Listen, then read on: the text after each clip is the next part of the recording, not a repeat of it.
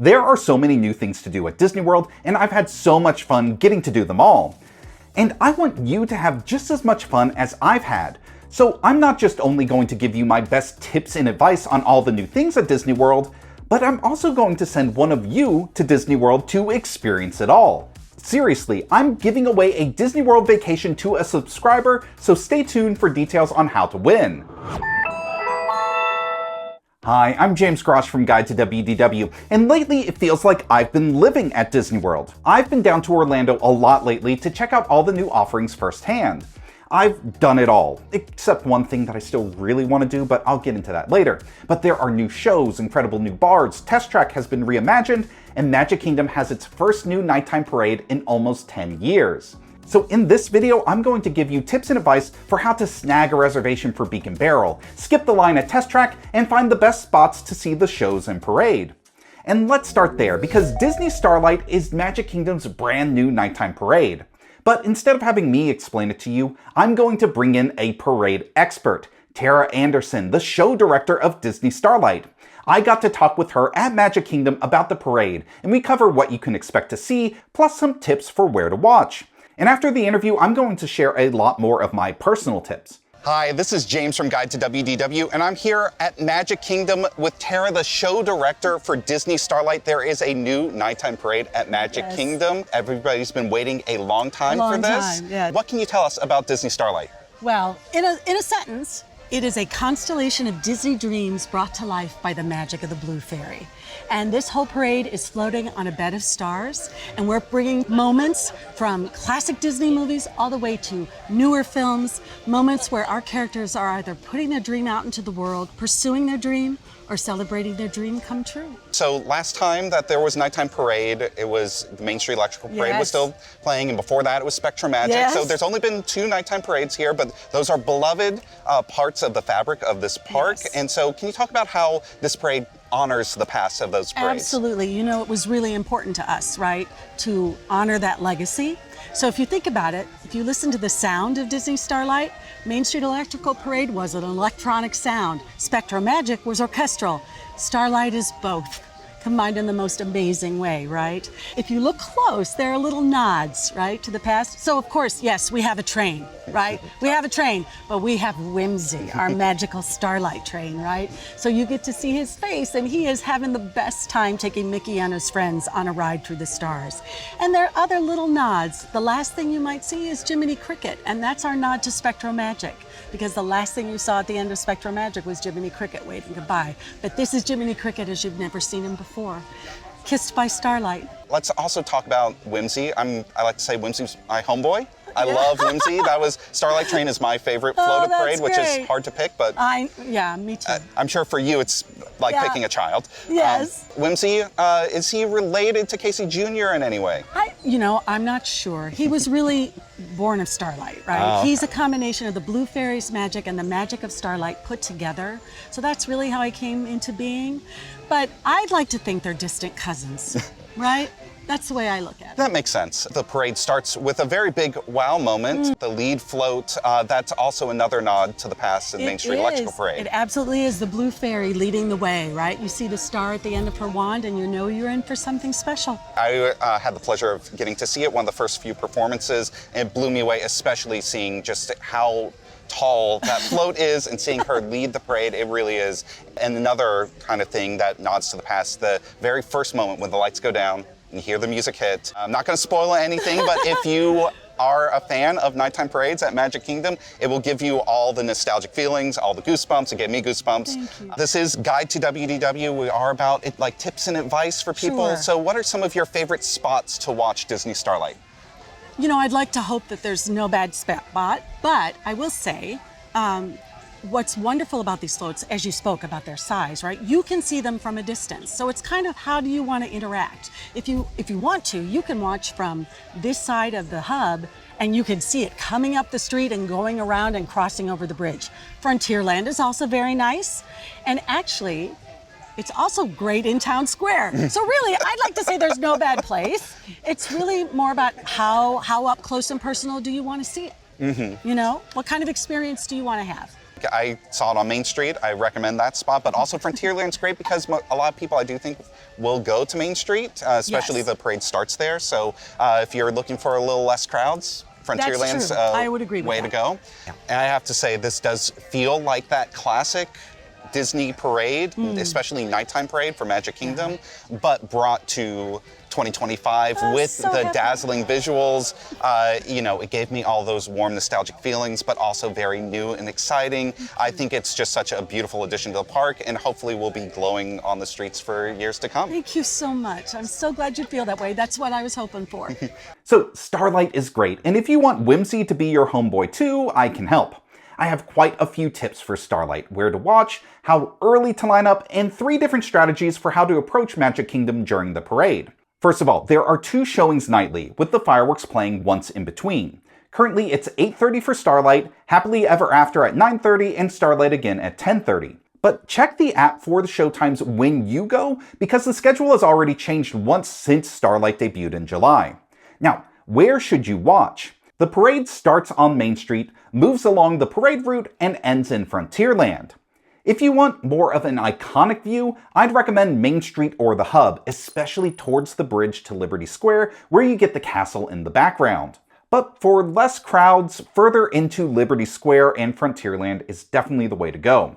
Also, the second showing of the parade is always less crowded.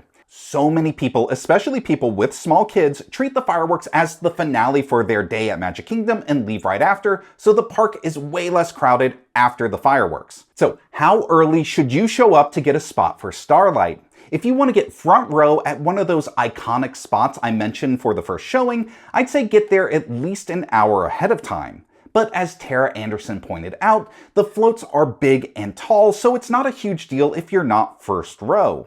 If you still want Main Street but don't mind a couple of people in front of you, 30 minutes early is probably fine. Now, as you go toward Frontierland, it's easier to find a good spot closer to showtime. Just keep in mind that it will take extra time for the parade to make its way from Main Street over there.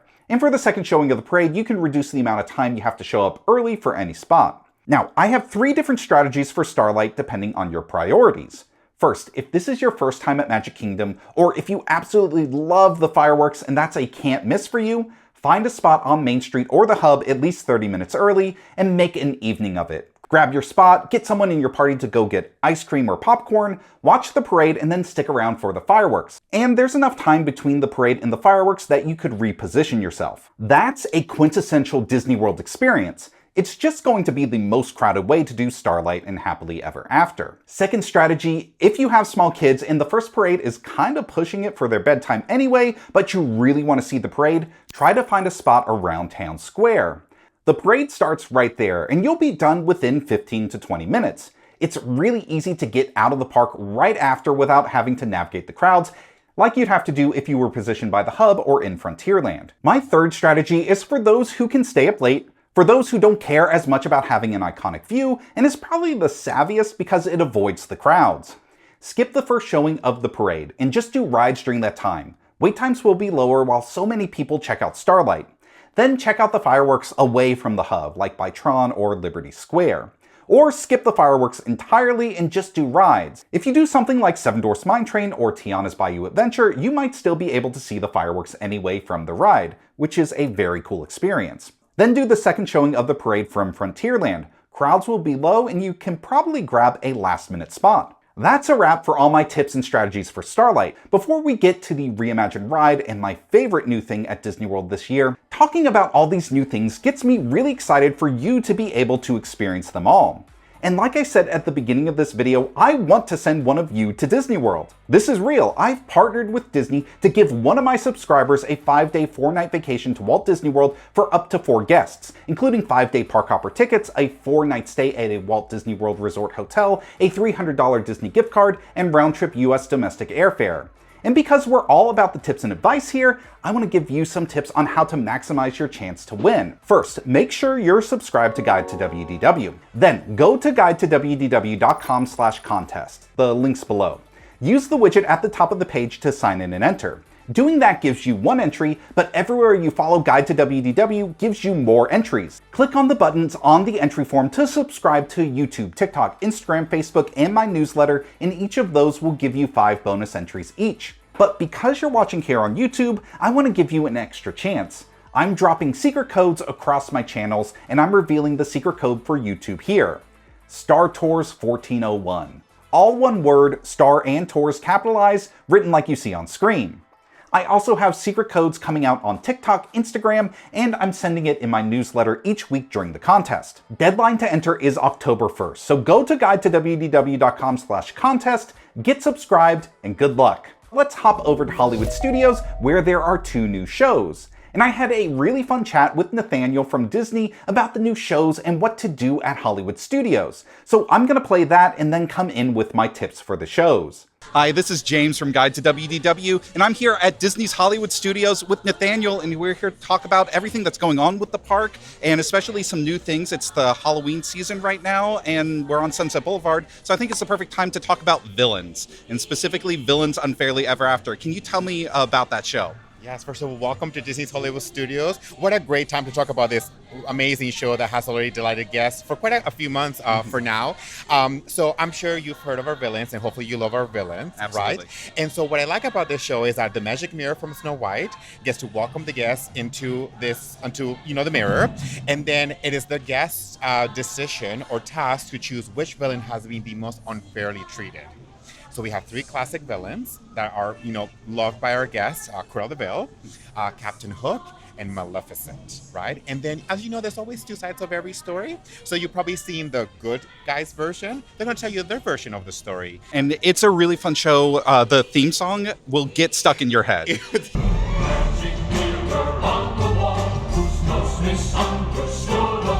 How long has it been stuck in your head? Actually, since before premiere, I don't remember they did like a little, like couple bars before it did to tease it. And since there was already stuck in my head, I actually just watched this show again this weekend, and that's all I can hum in my head. It's a bop, as the kids probably don't say anymore. So I remember that term, so I appreciate it.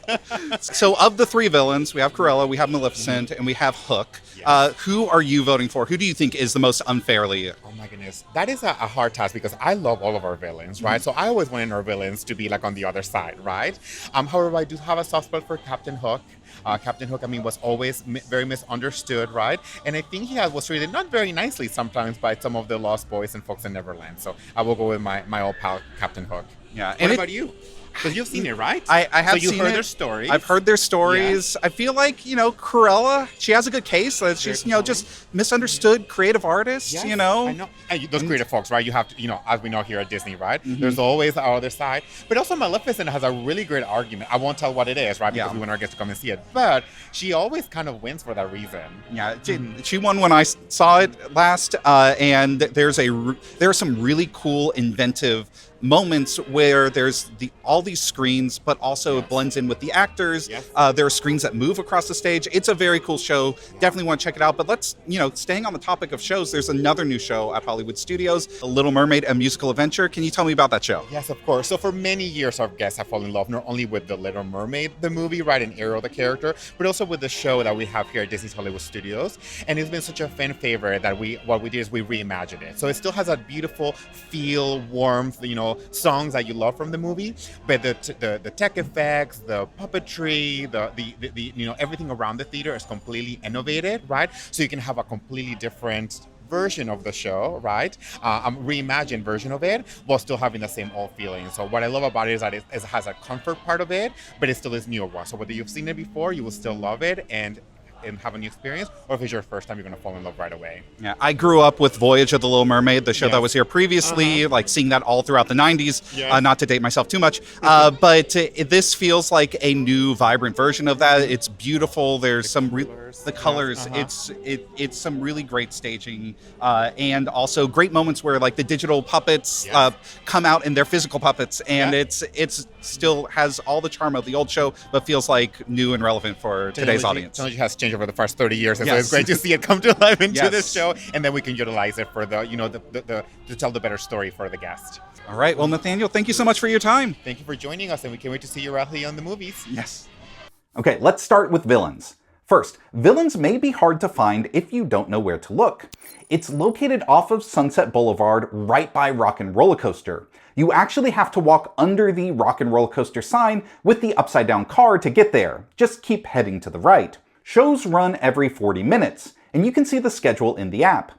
I'd get there about 20 to 30 minutes before showtime depending on how crowded the park is. Now, I wouldn't recommend sitting too close up.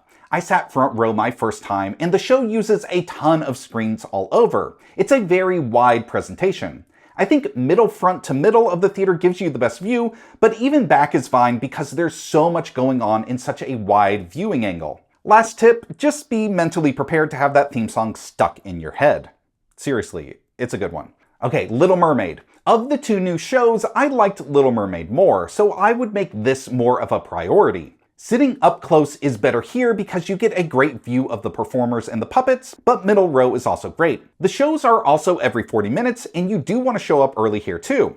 The cast member I talked to recommended at least 25 minutes before showtime. I tried getting there 10 minutes early on a pretty uncrowded day, and I ended up missing that show and had to wait for the next one.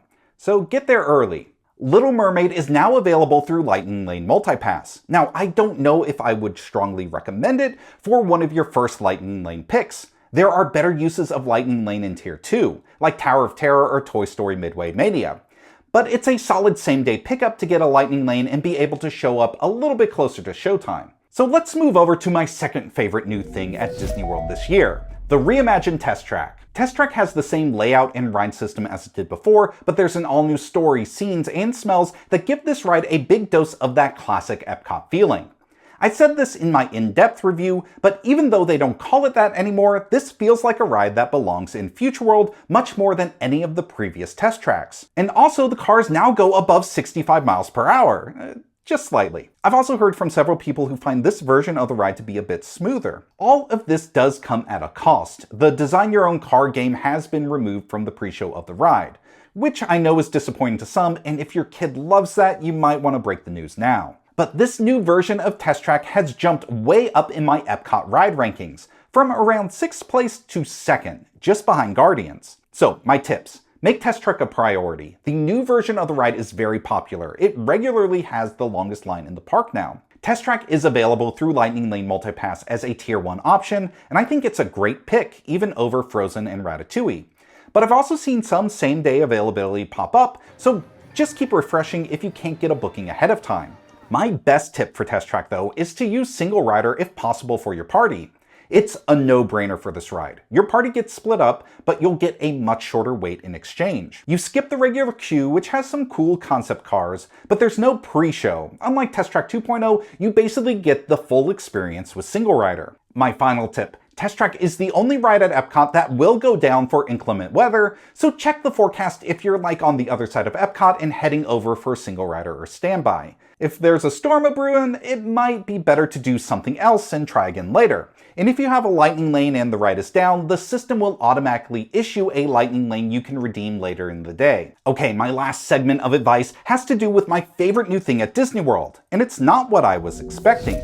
The Beak Barrel. This is an immersive Pirates of the Caribbean themed bar that basically takes the best things from Trader Sam's, Oga's Cantina, and the Haunted Mansion Parlor and combines them into a treasure trove of themed goodness. It has so many details, great effects, a new animatronic, and fun cast interactions. Plus, there are some surprisingly boozy concoctions for the adults, but also some really great mocktails for the whole family. Beak Barrel seriously blew me away. I did not have Magic Kingdom opening the best bar at Disney World on my bingo card for this year. I'm working on another video that will dive into more of the details and food and beverage reviews, but trust me that this is worth making a big priority. So here are my tips before you set sail. Like Oga's Cantina, there is a 45-minute 2-drink limit, including the non-alcoholic options. I'd recommend picking your order ahead of time and being ready before you get there. 45 minutes goes really quickly here, and you're better off using that time soaking in the ambiance and seeing the effects rather than reading the menu. So know what you want to order before you go. Show up early and try to get reservations as early as possible. They open at 6 a.m. 60 days ahead of time, plus the length of your stay if you're staying at a Walt Disney World Resort hotel. There is no walk-up waitlist right now, and reservations are as hard to find as the Flying Dutchman. So the earlier you can book, the better.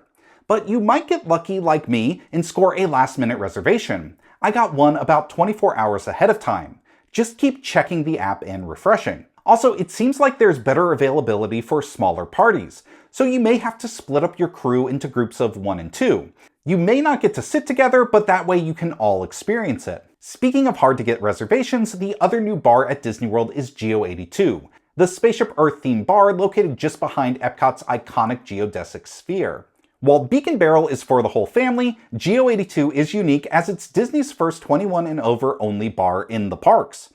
So first tip, if you have kids, find childcare if you want to experience this bar. I've been lucky enough to have gone inside GEO-82 for a media event. I got to record an interview with the team behind the food and wine at the Epcot Food and Wine Festival. The space is beautiful and upscale, and there are so many nods to classic Epcot. But I've never been able to actually score a reservation here, try out the brown butter old fashioned for myself, and see the fireworks views. But I'm going to keep trying to find last minute cancellations, and a good way to do that is to use Disney World's reservation calendar view, which is new. Go to the restaurant page in the app, tap Reserve Dining, and you can now quickly see which days have availability, which makes the process of checking for reservations much quicker than it used to be. And if you have a Disney World Resort reservation, take advantage of the 60+10 rule, where you can book dining reservations for your whole trip starting at 6 a.m. 60 days ahead of your check-in day for up to the first 10 days of your trip. Meaning if you have a 10-day trip, you can actually book dining reservations for the last day of your trip 70 days ahead of time, which is a huge advantage for those hard-to-get reservations. So those are all the new things at Disney World and my best tips for how to experience it all. And remember to enter my giveaway for your chance to win a Disney World vacation. So stay tuned for more Disney World and theme park videos coming very soon. This has been James from Guide to WDW. Thanks for watching, and I'll see you real soon.